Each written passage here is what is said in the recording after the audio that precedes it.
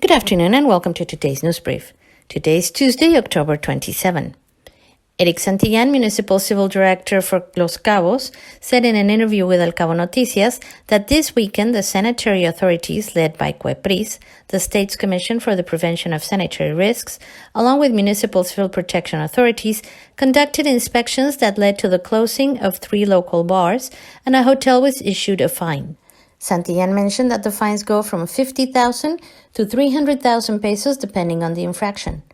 Erick Santillan, Director of Civil Protection for the Municipality of Los Cabos, pointed out that once Bajacaliforniasur was declared as being an alert level 3 on the stoplight health alert system, many businesses started to lessen the adherence to the established prevention protocols, and he added that this has led to infractions that until recently were dealt with through friendly recommendations and occasional warnings.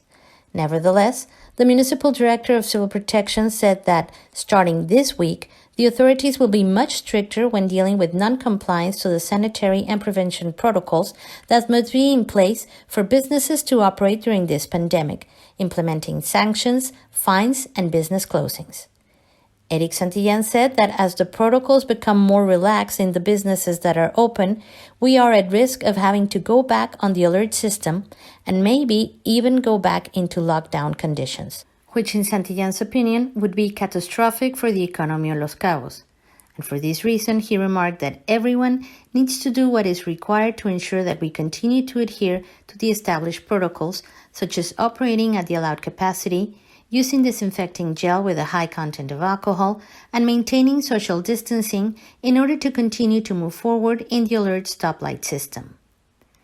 When asked about the inspections being conducted by Civil Protection and COEPRIS, Santillan said that random visits will continue in cabosanlucas, sanjosedelcabo, and the northern part of the Municipality of Los Cabos.